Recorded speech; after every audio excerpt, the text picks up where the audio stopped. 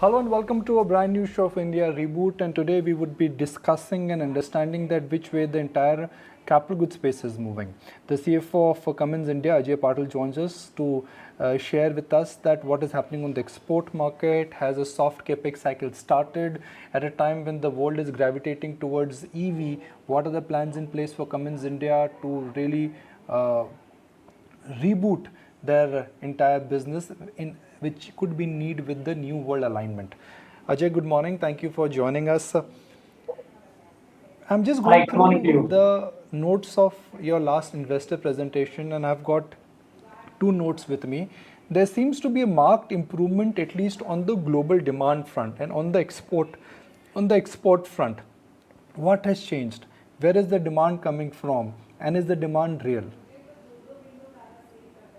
Yeah, I think what we said in the investor discussions in our prior call, I think from a demand standpoint on the exports front, as you know, our exports pretty much go all around the world.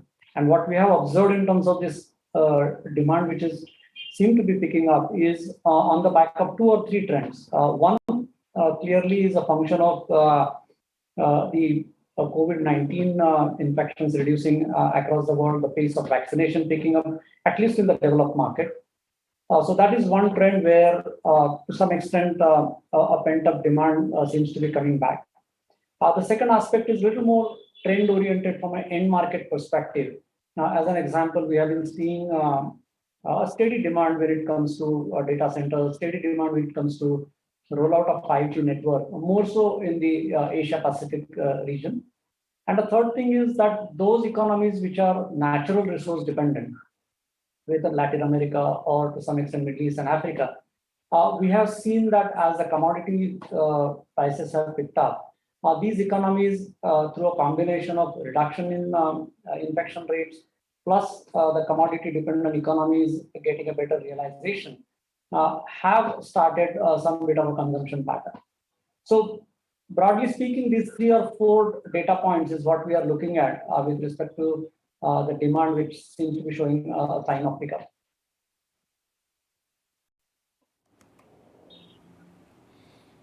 Right. Correct me if I'm wrong, and I don't want to get this one wrong. Cummins is a global company, and you have two subsidiaries in India, one listed and the other one non-listed.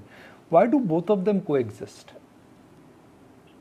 So, I mean, this has been our consistent position. The listed company is in India for a fairly long period of time, and it has a portfolio of businesses that it has been growing over the years.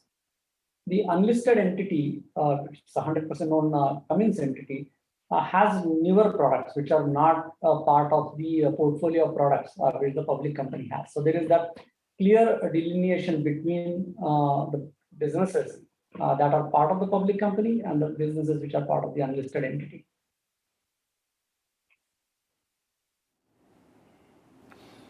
If the world is moving towards more renewable fuel, which is solar and non-fossil in nature, the importance of the non-listed subsidiary will only increase. Would you like to keep this shareholding pattern this way, or eventually somewhere the thought is to bring both of them together? Okay, so you asked me two questions. I'll answer the first one. I mean, with respect to newer technology, when it comes to either renewables or hydrogen or other newer technologies, possibly you would know that Cummins globally has a division which is called New Power, which has got these new technologies. And should there be an application in India, should there be a need or a demand for those particular products? And if those happen to be part of the end markets, which are part of the listed public company, the listed entity does have an access for newer technologies, the way it has access to its existing portfolio. You would have seen that the existing portfolio of products in the listed entity have grown, newer products have been introduced, newer technologies have been introduced, primarily because that access to newer technology from a Cummins portfolio perspective, that access is there to the public entity as well. So to that extent, there won't be quote unquote any restriction per se for growing the business should there be the alignment to the existing portfolio of products where the new technologies find a place.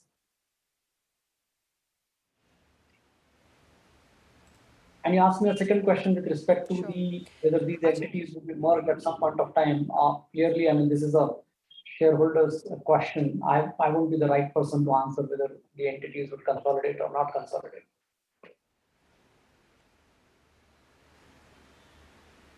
Sure. Also wanted to understand, Ajay, given that the industry now expects new emission norms for diesel generator sets to be implemented only in the second half of the fiscal, as against the earlier expectations of that, that of April 2022.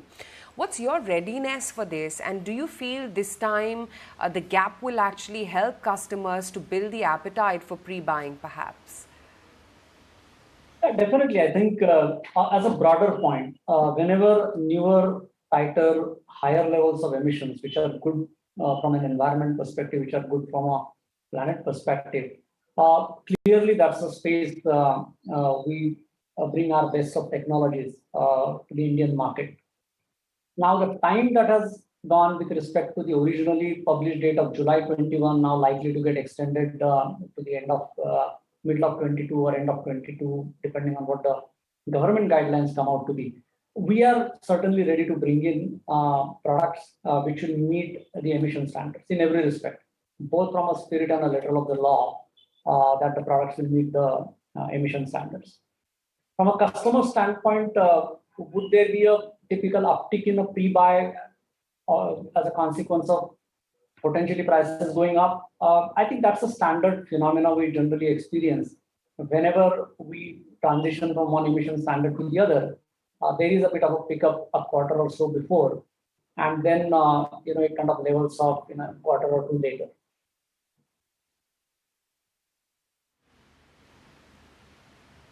Sure. There is a grave semiconductor shortage which has really marred, companies across the globe. Wanted to understand how is it that it's impacted life for you at Cummins? No, definitely. I mean, it is a global phenomenon, as you know. But from a Cummins standpoint, from our supply chain perspective, because we are part of a global integrated supply chain, to that extent, our dependence on securing those semiconductors which are required in our products, we definitely are experiencing difficulties. We definitely have higher lead times, but we are in a position where we are able to meet the demand to an extent where we have a dependence on these components. So barring some delays on procurement, overall, we are in a good position with respect to meeting the local demand, and don't anticipate that we will lose share or we will lose a demand because we don't have the electronic components.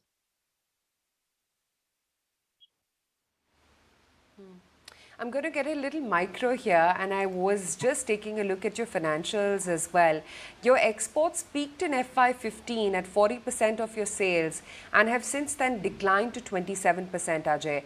You've been highlighting that the export market is growing well for you and it's doing very well. Should we expect you to climb those peak margin levels anytime soon? And what are your target geographies now when it comes to growth? Yeah, I mean, definitely that's our endeavor to continue to drive a favorable revenue profile which has a good combination of exports and domestic. Do we go to the level of FY15? That's clearly our endeavor. That's clearly the internal expectation and a drive that we have to grow our exports market. Where do we supply? We supply all over the world to all corners of the world with respect to our products, whether it is Asia Pacific, Middle East, Africa, Latin America, North America. So we supply all over the place. I do expect that the demand will hold steady from an exports market perspective, as most economies around the world are coming back after getting a setback through COVID disruption. Definitely from a revenue profile perspective, a higher percentage of exports, you mentioned a reference of 27%, should hypothetically I have a higher exports profile in my quarterly or full year number. That would certainly be helpful from a margin profile perspective as well.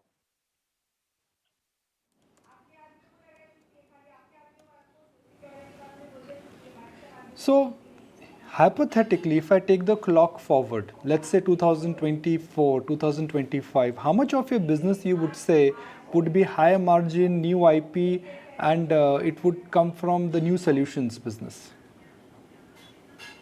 Okay, just to be clear in terms of when you say new technologies, are you referring to some of these renewables or you're talking about newer technologies to the existing portfolio?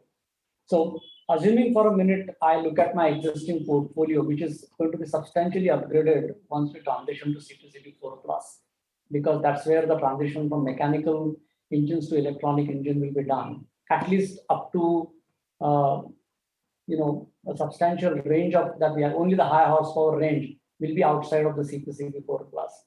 If that be the case, if you look at the current revenue profile, our domestic business on the genset side, easily more than 55 to 60% of our business would then be in a newer technology area.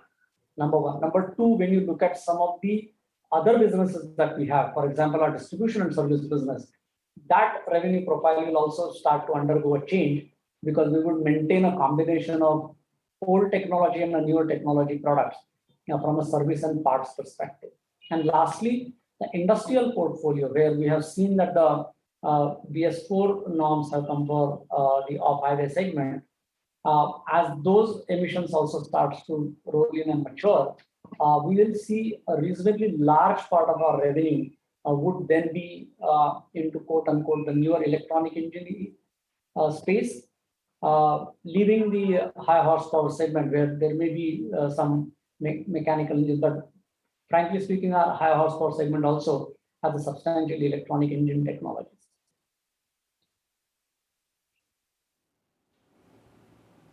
Okay.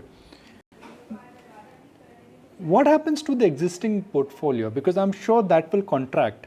What would be the turning point when you would say that the drop in my existing portfolio is going to be compensated by my new solution stroke my new business? Because that business is a small business and the traditional business, which is let's say the diesel business or the diesel engine business, that has to contract. Not necessarily. I mean, if you look at the current revenue profile, we have the power generation business as we call it. Then we have distribution and service, and we have industrial business. Now, what is going to change is the technologies and the products that we offer today and what technologies and products will get offered tomorrow. So it's going to be completely revamping the existing portfolio, number one. Number two, as a trend, we have to remember that standby power will continue to remain a part of a critical infrastructure anywhere. No doubt the usage of genset as a prime source of power, that has certainly diminished over a period of time. But a need for a reliable standby power will continue to be a steady state affair even into the future. And number two, the product which is today a mechanical product will get substituted with an electronic product or emissionized product, which is meeting the stringent emission requirement. So therefore, I don't think there would be any contraction. What I would say is that the existing product will get completely refreshed with a newer technology product.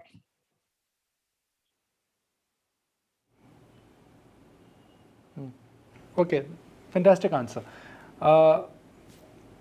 We are all talking about something which you refer to the China One policy, which is that not only companies are reducing their dependence on China, MNCs are also increasing and moving their dependence on other countries and the local subsidiaries. Could that be a big opportunity where I'm not so sure what Cummins China operations are, but if they are, could that also start moving to India? Well, I mean, from a Cummins standpoint, when you look at it, it has, if you look at the overall manufacturing capability or manufacturing assets, they are largely into three geographies: US, China, and India.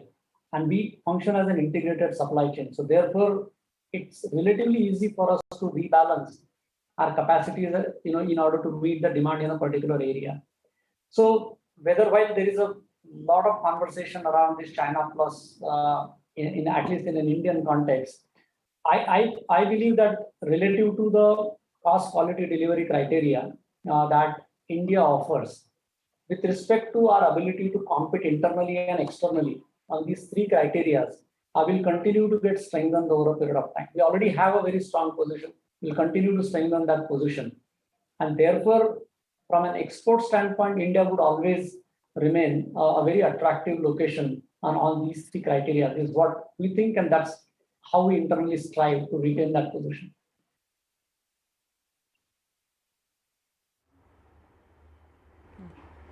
Okay. Hi, Mr. Patil. You cater to so many segments. You cater to so many industries, from infra, new energy, of course, being a big part, especially hydrogen fueled, even telecom, data centers. You briefly alluded to that in your earlier answers. So, what's the mix like in terms of segments that you cater to? How will it change, from here on? I think clearly when you see the need for a standby power across the segments that you just mentioned, infrastructure, data center, healthcare, manufacturing, commercial real estate, residential real estate, hospitality, rental. These are very, very important end markets for us, and will continue to be the important end markets into the future as well. Obviously, like any other economy, some of those end markets will perform better than others. Some of them will have a shorter term momentum relative to others. So that may occur, but in terms of importance from an end market perspective, we continue to stay focused on these end markets and continue to find newer niches into the other end markets as well.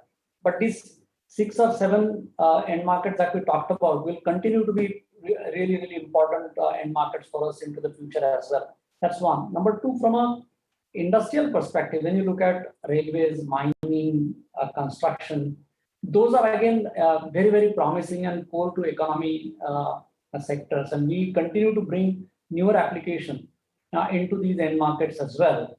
So when I look at this as a portfolio of products which are serving a variety of end markets, it allows us a good balancing position should some end markets soften or some accelerate or some decline, which, like a part of any other economic cycle, actually plays really well for us, because we are able to then balance our portfolio and growth depending on which markets are growing faster than the other.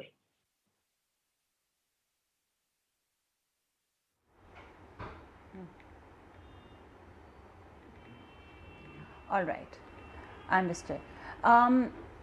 From year on, the last 2 years, of course, for obvious reasons, we had a bit of a subdued top line, the two-year CAGR, in fact, so that's taking into consideration even pre-COVID. Things were a little tough because of a variety of reasons.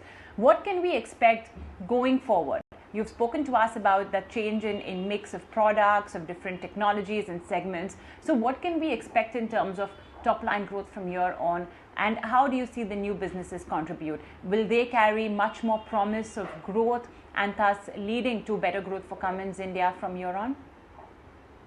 Certainly. I mean, if you're taking a perspective of a medium to long term, let's say 3 to 5 years kind of a time frame when you're looking at, few macro trends we have to remember what's going to happen. In the 3 to 5 years time, definitely power generation business would get into an emissionized space. That's number one. Number two, the off-highway segment would have migrated to a newer emission standards as well. So from an India perspective, that's a significant shift relative to how the engine technologies were serving these markets in the past and how they will serve in the future. So definitely that's a very, very positive trend for us, because we believe that that's where we are able to showcase the technologies and the application engineering prowess that we have to help solve the customers' problems. Number two, from a growth perspective, internally we continue to look at a portfolio of end markets and put in place our own internal entitlement with respect to how we think we can grow and continue to retain our market presence or grow our market presence into those end markets. I won't be able to give you any specific information, because it will indicate to be I'm giving some kind of forward-looking guidance here, because we have not, for the current year, not providing a guidance.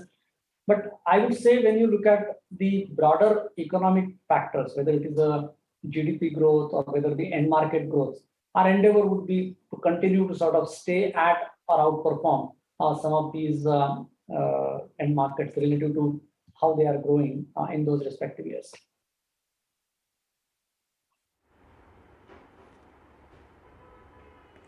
All right. Well, Mr. Patil, all the very best. Thank you so much for joining us today on ET Now. Pleasure. Thank you.